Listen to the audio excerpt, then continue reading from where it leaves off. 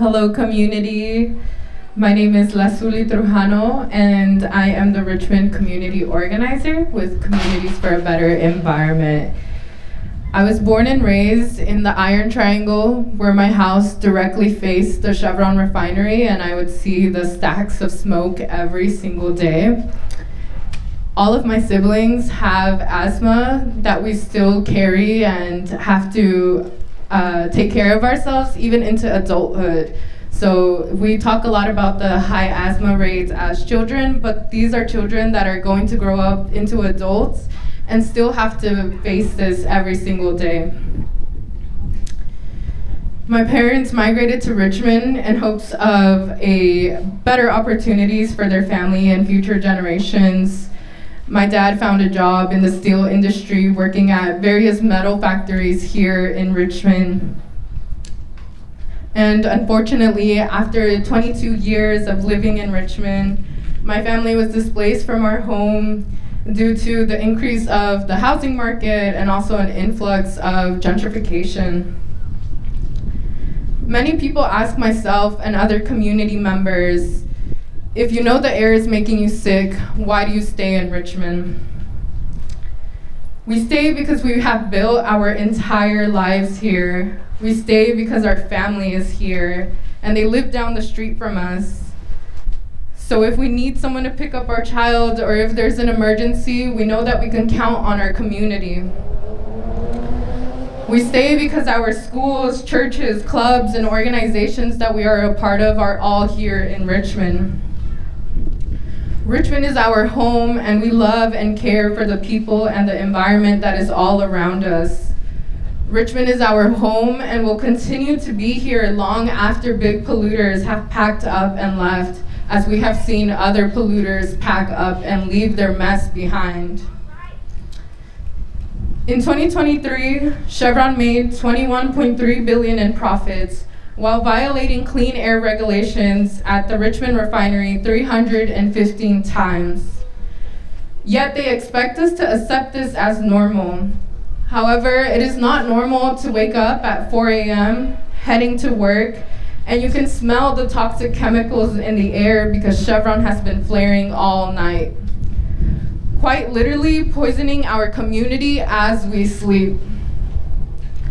Even when corporations like Chevron are fined for their crimes, because it is a crime, we know that the oil and gas giant pays nowhere near enough for the damage it causes our community. Today, children grow up in Richmond with chronic asthma concerns. They are admitted to urgent care for respiratory issues at triple the rate of kids across California. Major polluters have made a killing in Richmond while using the bay as a dumping ground for toxic waste. From higher rates of cancer and asthma to the risk of the next big refinery disaster, these major polluters are costing residents our safety and hundreds of millions in health and climate damages. That's why, as Eduardo had mentioned, we're launching a measure to invest in Richmond's clean water, parks, streets, and the safety and health of the community. By making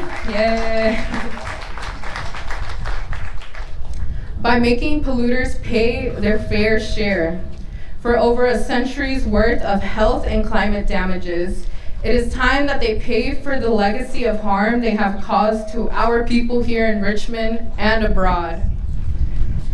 It's common sense. Polluters should pay to clean up their toxic mess. And now it's the time to make these big polluters do it so that we don't have to. So what will the Richmond's Polluter Pay Initiative do? If approved by a majority of voters, like you all, in November 5th, the 2024 elections, the Richmond refining tax will raise revenue for the City of Richmond's general fund for general city services by taxing the privilege of conducting oil refining in the City of Richmond. This means that there will be a tax rate of $1 per barrel of feedstock, of which the refinery processes about 60 to 90 million per year.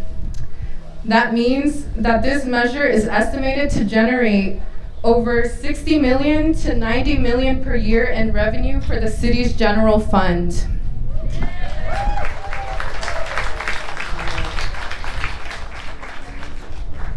However, we need your help. On May 21st, so this upcoming Tuesday at 6 p.m., City Council will be discussing whether to put this initiative on the Richmond ballot in November.